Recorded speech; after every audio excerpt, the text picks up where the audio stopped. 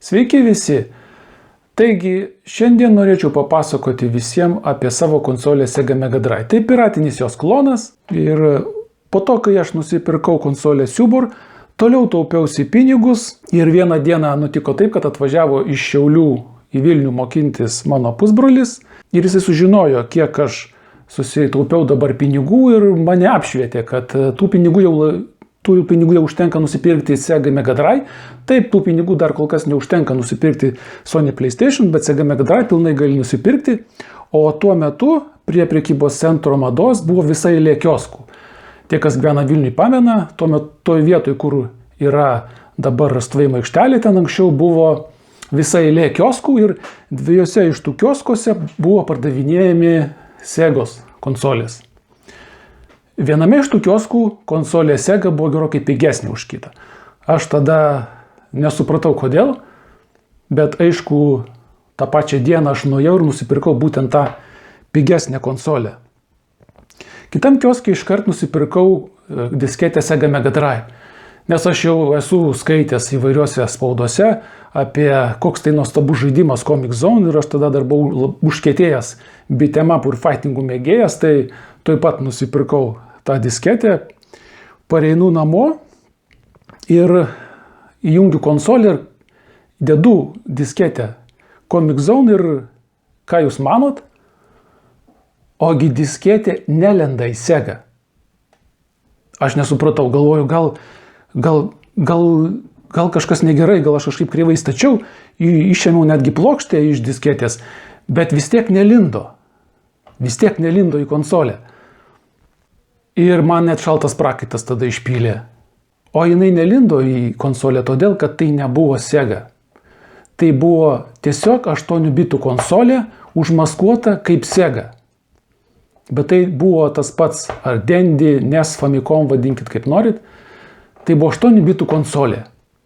Ir man pardavėja kioske tada pasakė, kad tu atkeisti atgal nebegalėsi. Aš tada kažkaip numojau į tai ranką bet jinai nepasakė, kad tai nebuvo Sega iš tikrųjų. Ir kažkodėl tai man visiškai įtarimų nekėlė net geltona disketė, kuri į komplektą įėjo, nei šviesos pistoletas, kuris taip pat komplektai ten buvo įdėtas. Tada man kažkaip įtarimų nesukėlė visą tai. O iš kurgi? Ašgi nebuvau matęs Segos Mega Drive daugiau niekados gyvenime. Pirmą kartą. Po to, aišku, ta konsolė labai prastai buvo padaryta, jinai man perdegė. Ir būtent iš tos konsolės išimti lizdai dabar puikuojasi čionais mano konsolėje Siubure. Būtent iš ten šitie lizdai yra išimti.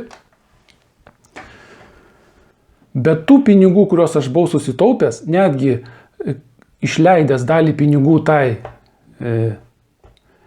tam netikrai konsoliai Sega, netgi tada man pinigų dar užteko nusipirkti konsoliai Sega Mega Drive. Bet aš jau sakiau, viskas, man jau nuotaikos nebėra, aš tą dieną daugiau nebeisiu kitą dieną. Bet tą pačią dieną pusbrolis sako, duok pinigus, aš nueisiu ir nupirksiu. Taip, jis nuėjo ir nupirko ir tai būtent ši konsolė, Sega, tikra Sega, aišku, piratinė, bet vis tik Sega.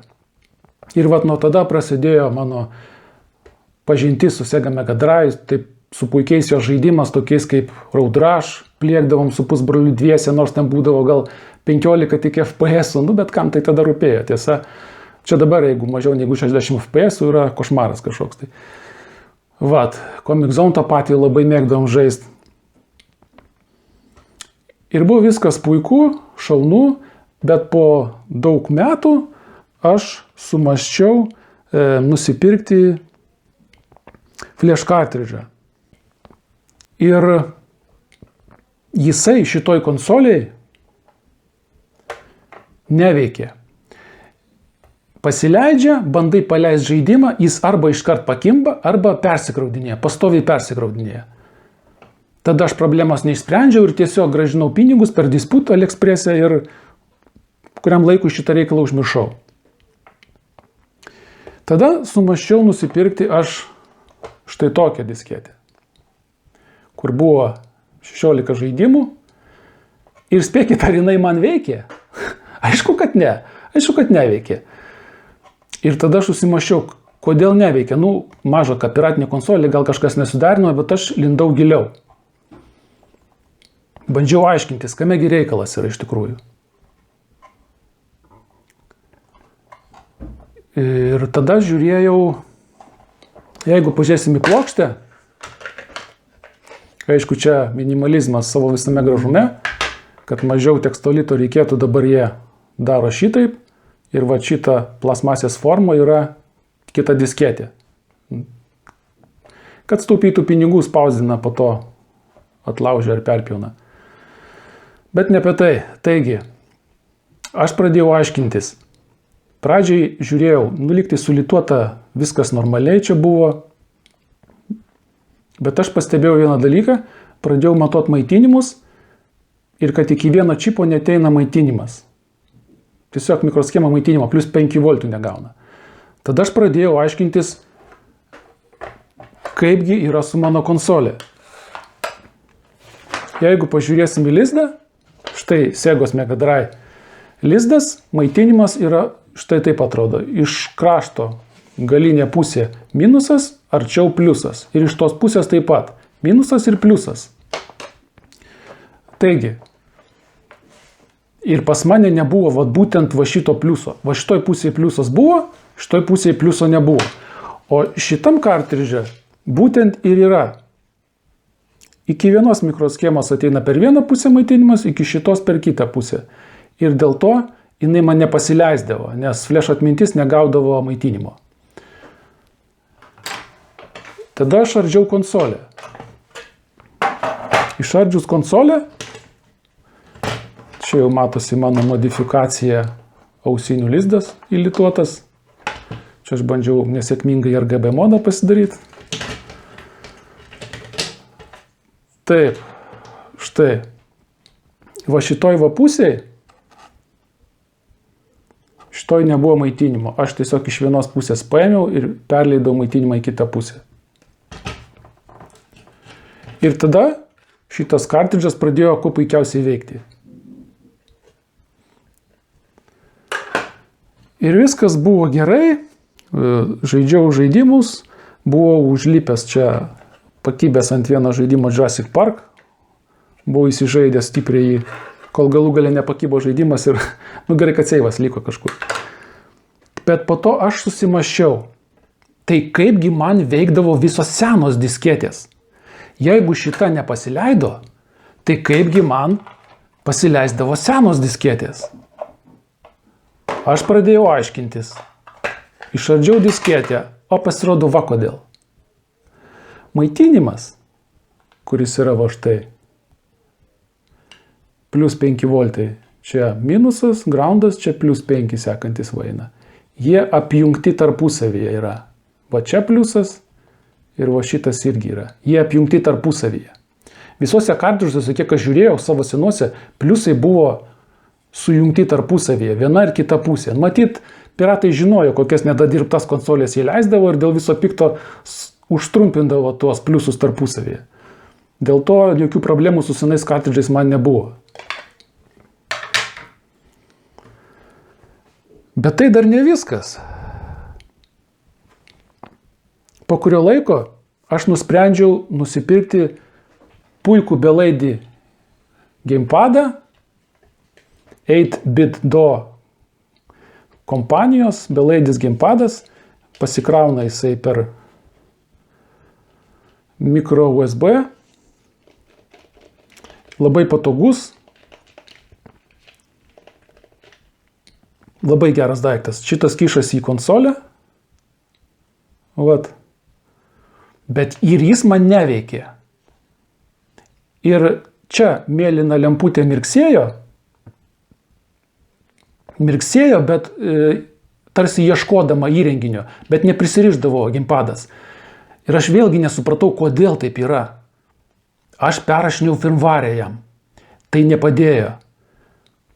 Galų gale aš eilinį kartą, po savo paskutinės patirties su disketėm, ėmiau į rankas testerį ir pradėjau matuoti, kiekgi maitinimo išduoda lizdas Segos. Ir ką jūs galvojat? Pas mane Segos lizdas išdavė tik tai 3,5 volto, kai turi būti 5. Štai todėl ir nepasileido tas gamepadas. Tada aš pradėjau aiškintis, o tai kaipgi visa kita veikia. Čia 5 voltai, o čia jau 3,5. Pasirodo, čia iki gimpadų maitinimas ateina kartu, nuo kur užmaitinta ir šita mikroschema. Aišku, jai 3,5 voltai turbūt kaip tik, bet vat gimpadams seniems irgi užtenka, o vat naujas šitas jau nebeveikia, nes jam mažai maitinimo. Aš tada tą problemą išsprendžiau šitaip.